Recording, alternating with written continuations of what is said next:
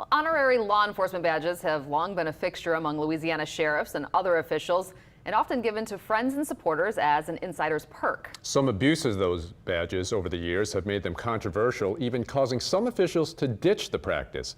Investigative reporter Mike Perlstein found one high-ranking statewide official who's been handing out official-style badges and credentials to more than 100 non-officers. Many of them are campaign contributors. This official state badge is shiny, heavy, and comes in a leather portfolio, just like nearly all law enforcement badges. But this particular badge doesn't belong to a police officer. It belongs to civil engineer Roy Karuba. The real criticism comes in the fact that you have what is essentially, a law enforcement badge. I think you're right. You could probably get the same credibility with a photo ID. Last month, similar honorary badges, bundled with a history of corrupt practices, led former West Bank Constable Tony Thomasy to plead guilty to malfeasance in office. An eyewitness investigation in 2011 was the first to expose Thomasy for giving out the badges to people who paid for the privilege through campaign contributions. And as a badge, typically law enforcement would let you off on a warning if you were stopped. That did happen to me a couple times. Traffic ticket, that's right. Yes, speeding. yes, speeding. If you get pulled over 2 times a year, you don't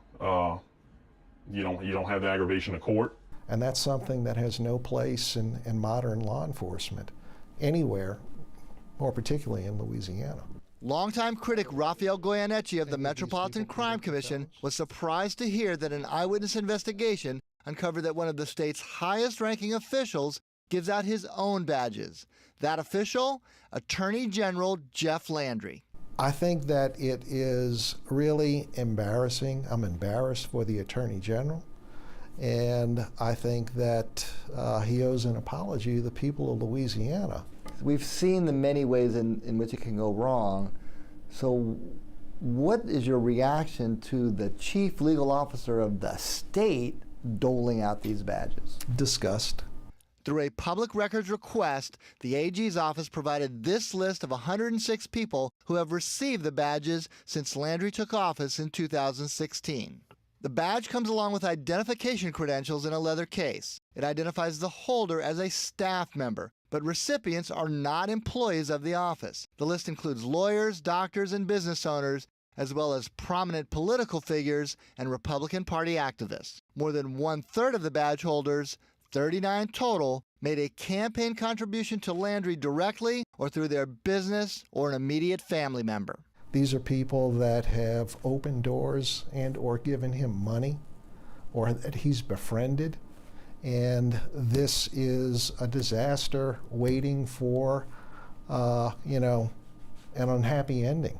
There have been no reports of any problems with these particular badges, but other officials have halted the practice due to abuses. Former New Orleans Civil Sheriff Paul Valto stopped after then Algiers assessor Tom Arnold was caught using his while driving with a blue police light in his car. Misuse has led Gretna and West Wego police departments to stop, and former Jefferson Parish Newell Norman ended the practice that had been very popular with his predecessor, Harry Lee.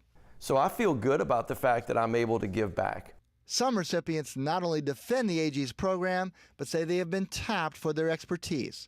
Karuba of Metairie met Landry at a campaign fundraiser, donated the maximum $5,000, and before long was carrying a badge and being frequently called as an unpaid consultant. What would you say to those critics who have cited past abuses? Pulling out a badge, I get that people do that. I can tell you for me personally, having that badge and credentials makes me feel part of a team. And I like the idea of having that because it's almost like a token of the fact that I give back. Gretna attorney Mark Vizina is a badge holder and Landry campaign contributor. So is his father, Nell.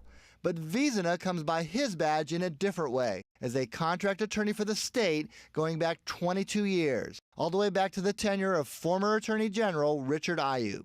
I mean, it is understood you're not supposed to abuse this thing. I mean, I could see somebody trying, but I could tell you this general would rip those credentials out of somebody's hands immediately. Vizina applauds Landry for placing controls on the program for the first time, including a 1-year expiration date and renewal process. It did not have the stricture of controls that I see with General Landry. Unlike Karuba and Vizina, more than a dozen badge holders we talked to by phone said they've never been contacted by the AG's office. Goyeneche suggested limiting the program to those actually providing services, and for them, using an ID card and eliminating the badges. Mike Perlstein, Eyewitness News.